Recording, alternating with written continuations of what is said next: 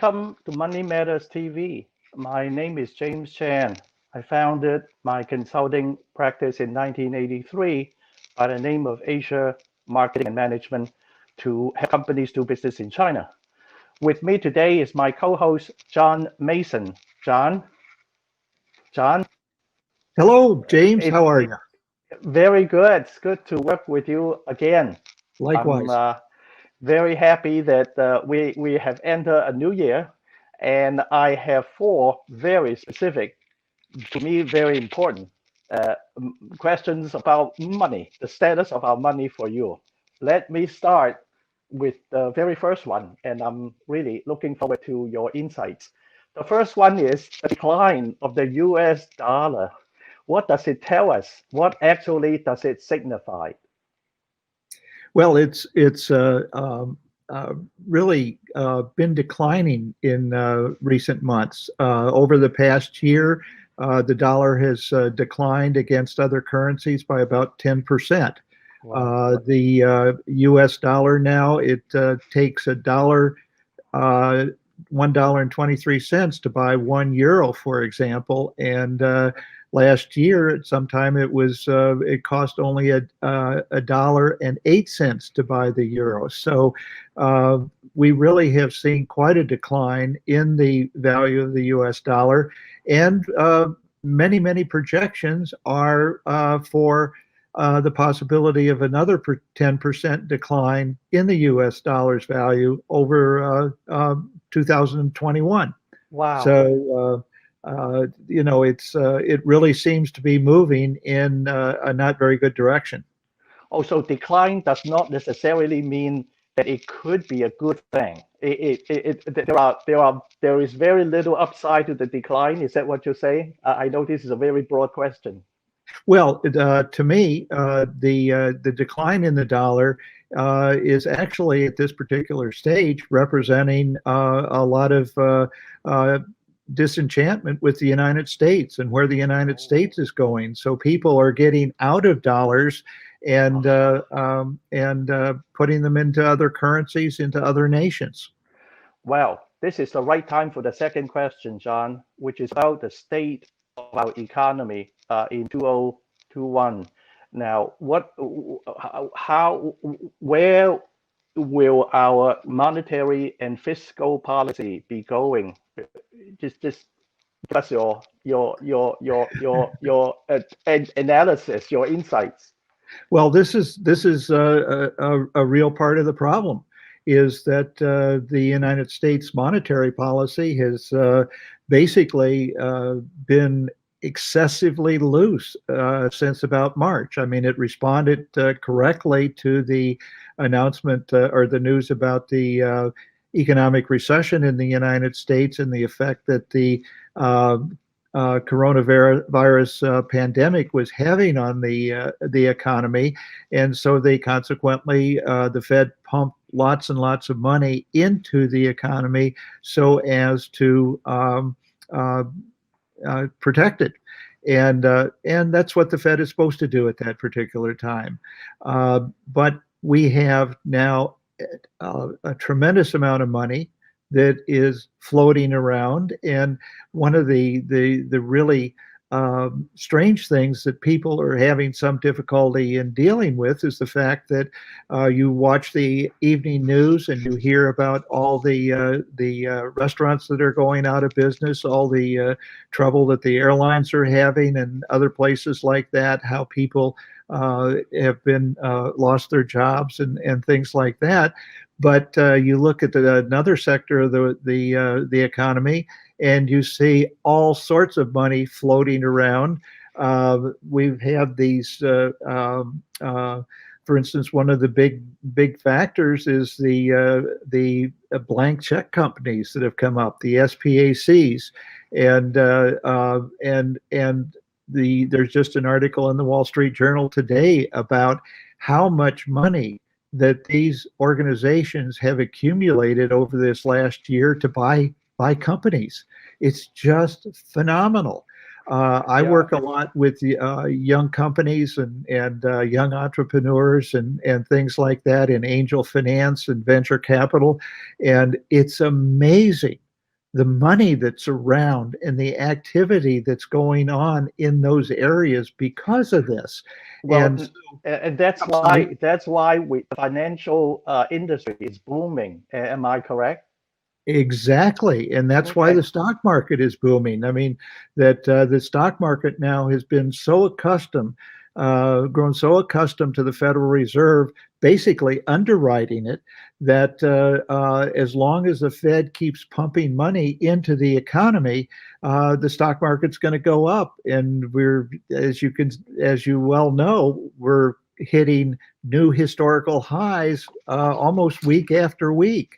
Yep. And but the problem is here too is that foreigners seen this, and Yeah. this is being reflected in the dollar. The other Right. thing that's being reflected in the dollar is our fiscal policy is basically out of whack as well. And yes, we just had a $900 billion package that was passed just recently. But the Biden administration coming into office is talking about that is far inadequate for what the economy needs. Again, focusing on the people that have been laid out off or out of jobs, the businesses that have closed and things like that. And they definitely do need help. But if you tack on a trillion or more in terms of what the Biden administration is going to do in 2021, this is just making foreign investors very, very nervous in terms of the U.S. system. It's seeing so much money and so much deficit Yeah. spending pumped Yeah. into the economy that they're scared. Right. John, just to be a little naughty and make it even more complicated for you, is my third question. With our changing technology and, AI, artificial intelligence, with all the, even YouTube, if you watch a particular YouTube program on back pain, then you have 60 other similar stories. So, in other words, YouTube knows, technology knows what we are doing. So, how is changing you as technology lead us? Well, see, this is a part of the plus side of the equation. Much as I've just been talking about, the technology, the big technology companies are just going like gangbusters, Mhm. and Amazon and Apple and Microsoft and these are just uh, they're doing wonders. One of the reasons for this, of course, is the pandemic is accelerating what people are doing and people staying at home and things like this. And all this is affecting how technology is being applied to the United States. And one of the things about our guest today is he works in the medical area and the healthcare, and it's just fantastic. I mean, I can hardly wait to hear him talk because it's just fantastic what the healthcare system is doing. I'm just amazed myself. But then you get into other things and other technology Yeah, areas and the like.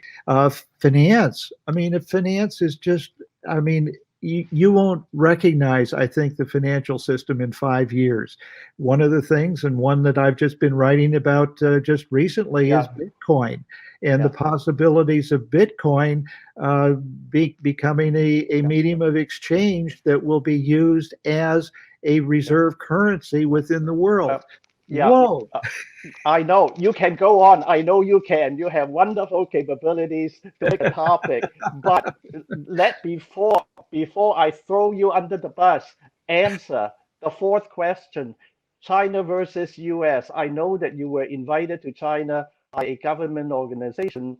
And what's your outlook on China and the U.S. In 2021 and beyond? Quickly, within 1 minute. Okay, One well, I've minute. just written two articles on China and what's going on in China and the like. China is perhaps in its economy is perhaps in the best shape of any major company country in the world right now. And what it's doing in terms of it's trying to build its financial system, which doing a wonderful job in terms of that, in terms of payments systems and things like that with Alipay and when we chat, these companies are just changing the nature of the financial world. And China is China is really moving over to take over a lot of things. And just one more thing here is that China just signed a investment treaty with the European Union, which is really a breakthrough. And is kind of saying, well, United States, maybe you need to. We can't count on you anymore.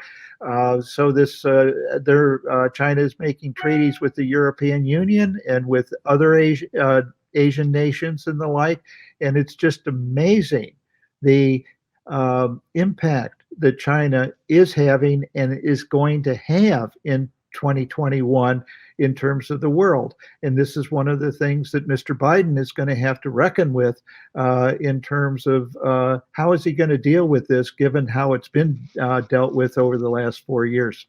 Very good. Well, maybe this is the right time, right moment to answer yet another Money Matters question from the viewer. The viewer is Betty Getty of Philadelphia. How do you see inflation going in the near future, John? Well, a lot of people see this inflation is increasing. I mean, if you think that markets speak to us, one of the things that you have to do is look at the bond market, and we see that for the first time in a very, very long time, the yield on the 10-year Treasury, U.S. Treasury note has risen above 1%. And built into this rise in the yield on the 10-year Treasury is the fact that inflationary expectations, as built into the market, has now risen above 2%. It has been down to 1.5% and so forth for quite a bit of the last 2 years. It's over 2% now.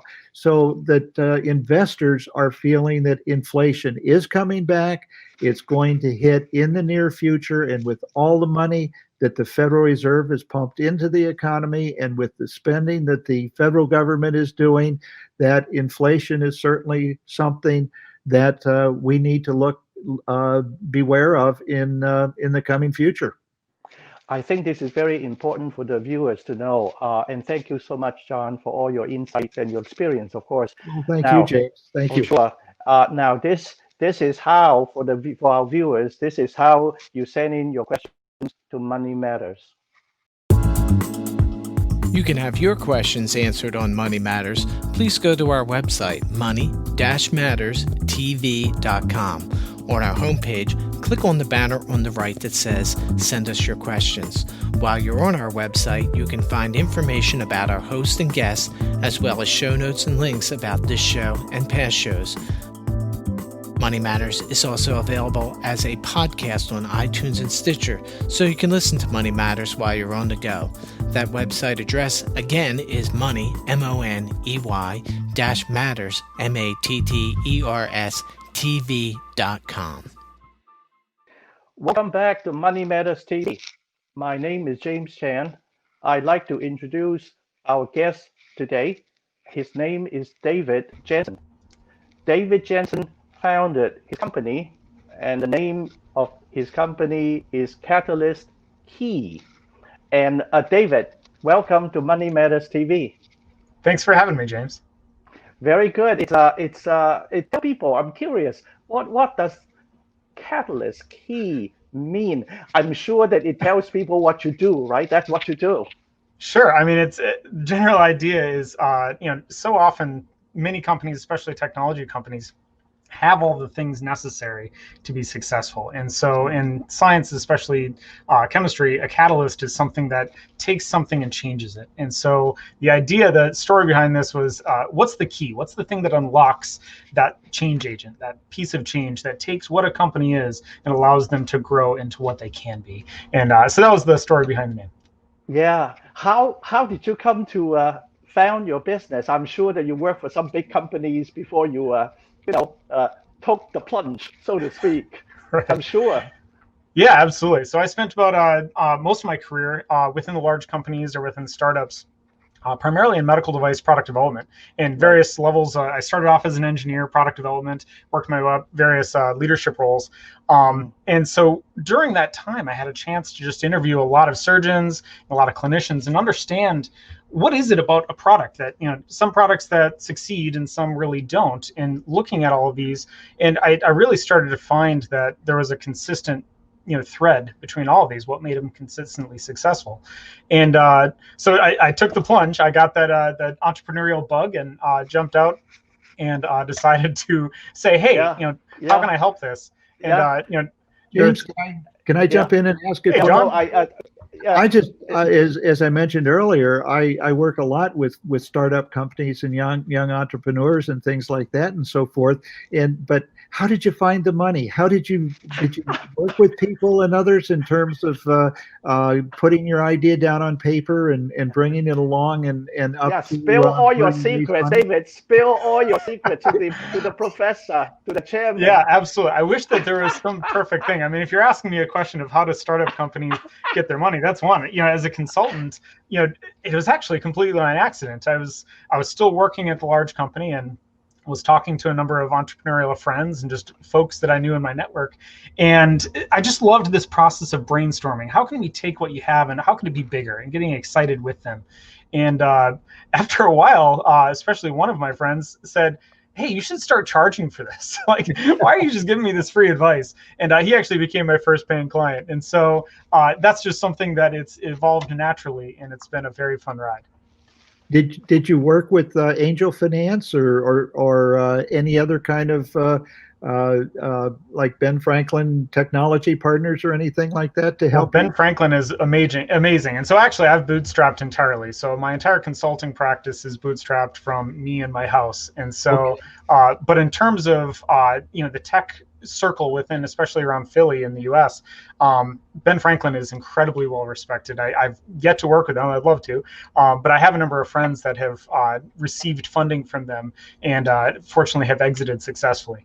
And so, no, I think that Ben Franklin's wonderful. And I have some experience working with, especially VCs and private equity around the country.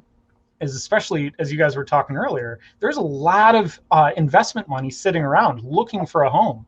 And so I think now is the perfect time that especially equity is looking for places for startups. And there are a lot of engineers that are either furloughed, laid off, whatever, who have decided to go off and start a new business. And so I now think this is the perfect time for the matchmaking to happen between venture capital and entrepreneurs. Now, David, I do have rather, it's not exactly a loaded question, but I'm curious. How, uh, not how, can you describe a specific example of what you do for a company so people get a sense of, aha, this is what you do. This is how you get billable work. I Yeah, don't it's mean, yeah, I think curiosity is justified. absolutely. And, having had a thousand different types of roles within Right, medical device right, companies, I've done a lot of things. And so as right. a result, in my consulting practice, I end up doing Mhm. a lot of different things. But oftentimes what it is, when you're just having these natural conversations with folks about what is the core of their business, what is getting them to their customers, it's talking about what is it that you're trying to solve? What is the problem you're trying to solve? And what is the product that you're looking to use to solve that problem or service? And really starting to explore what is that natural fit and the market fit between what they have and who are their customers, because oftentimes there's a divide. And so how do you bring those two together? And oftentimes that comes down to what we call voice of the customer. It's interviewing and really starting to understand what does the eventual customer want, what makes them happy, and the innovation that goes along with that, finding what is the thing that's going to change, what's the thing that's going to make that possible. That can be a lot of things. I've worked with software companies that are providing services to either medical device companies or hospitals. I've worked with medical device companies that are innovating technology. And of course, I can't tell you exactly what they all are, but it's been fun to find the way to introduce their technologies. Yeah. John, you have another question for David? I don't want to bogart the whole thing. Well, I talked earlier about the financial system and the like. I've always conceived of the medical system, the health system, being behind, lagging in terms of the incorporation of technology into what they do. So the changes were coming. They already were coming, but you've been affected in a major way in terms of COVID-19. Can you explain a little bit how that might have influenced you or impacted what you're doing? Yeah, absolutely. It's been interesting how, an industry that has really high margins, like medical devices typically have very high margins because there's such a lead time and such a restriction to getting them to market. And so those high margins have made it so many of the companies have weathered the storm. But we have seen a big uptick in acquisitions and mergers. Stryker just announced another big merger a day or two ago.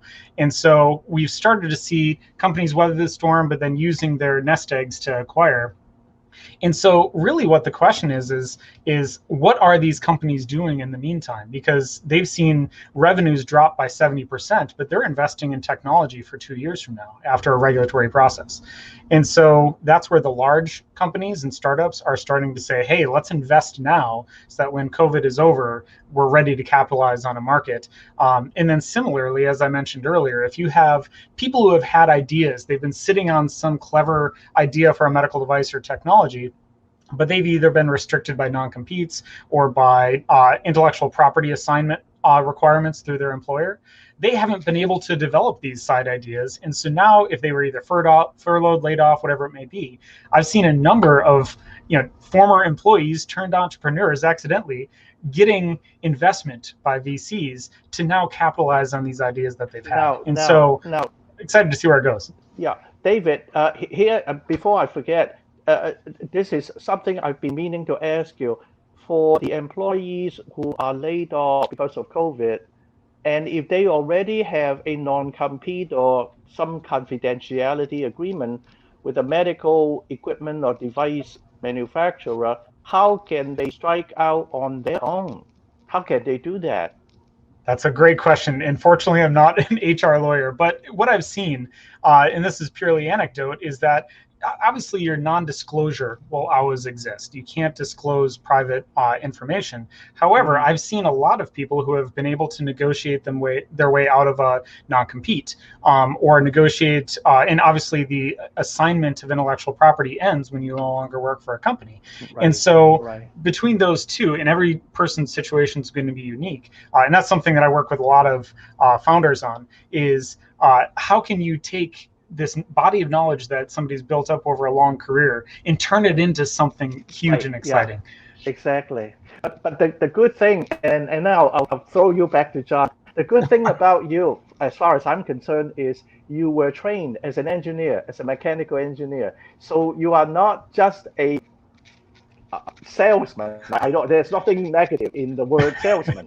One has to be a very good salesman. But on the other hand, you actually are both technically talented, and you are also a people person. I think you have the best of two worlds. John. You're too kind, James. Thank you very much. I was just wondering about, David, about your organization right now and what it's composed of, and what do you see you doing, and where your organization will be in a couple of years? Yeah, so it's been really fun to get in on the ground floor of a lot of technologies and help them figure out what their development plans are. How are they going to innovate their technology to meet customer needs, find out what their customer needs are sometimes, but then also expand that on into commercialization. Is, how do you take what your technology is? And this gets to James' point, every engineer loves the technology, but then how do you take that and translate that to reality? Right. And so commercialization is another big challenge. And so as with every company, but medical devices are no different, is you can have a wonderful idea, but it's all an execution. So how do you get it there? And so that's where I've been able to work with a lot of founders, either VCs, private equity, if that's the level that they're at, and trying to get these technologies there. So in the next few years, I'm very excited to see a couple of technologies that I'm working with get to market, but then also hopefully expand the types of technologies that I get to play with. Yeah. At the end of the day, I'm still an engineer at heart, and so I love playing with really novel, innovative tech. In fact, David, I forgot to mention one more advantage that you have, that is as an exporter, as somebody who helps companies export, particularly to China, the American medical and device industry is the one that exports the most. They have stuff that even the Chinese cannot reverse engineer very well. So you are actually in a wonderful situation. It's really, I think you have to be doing very well. Absolutely. And what's exciting about the medical device industry is that it really has kept things domestic, other than some disposables where it's more affordable to send it out. A lot of the high tech manufacturing has stayed domestic. It's very high precision machining, injection molding. Yeah. Sometimes, it's robotics. It's kind of things that through automation and high tech programming, Right. the United States has just absolutely leveraged their advantage there. And it's been exciting to be able to keep a lot of the production, a lot of manufacturing domestically. Oh yeah, I feel excited for you too, John. We only have 2 minutes or so. I'll let you ask David the last question, and then I have to answer next our next guest. David, are you a lone entrepreneur, or have you got staff, or are you planning to build staff? Yeah, so solo entrepreneur, solo consultant. It's been a fun ride. I've worked with a lot of other partners, a lot of relationships with other consultants, which I encourage everybody who's out there to do, right? To be a solo founder, to be a solo consultant, it requires a team. It requires a lot of people, and to recognize also in yourself what you're not able to do and where your strengths aren't. And so thankfully, I've been able to do a lot myself, but I've been able to pull in a lot of exceptional people through partnerships over the time. Thank you. Well, David, let me tell you this. I've been doing my thing for 38 years now as a consultant. I don't think that people are obligated to become a Fortune 500 company. It's an option. But on the other hand, just like your first client who found you, when the opportunity comes about, you will know whether you need to join forces with people. You will know if you want to expand. That's my take on it. David, within maybe 30 seconds, half a minute, tell people what you want. Tell viewers what would you like them to know. You only have 30 seconds. Ooh, there's a lot. I think that now's the time that if you have an idea, if you have something that you want to capitalize on, now is absolutely the time to take advantage of that. Oftentimes, there's only so many times in life where you have that critical moment where you can do something exciting with what you have. And I would encourage everybody to go out, take the leap, and try to pursue your dreams. And so I've seen a lot of success stories. Certainly, the funding is available for it. And so everybody should pursue that to the best that they can. Thank you, David, and thank you, my co-host, John Mason. Our next guest will be Ted LeBeau. He is co-founder of Kitchen Table Consultants. I hope to see you soon in another episode of Money Matters TV. Thank you.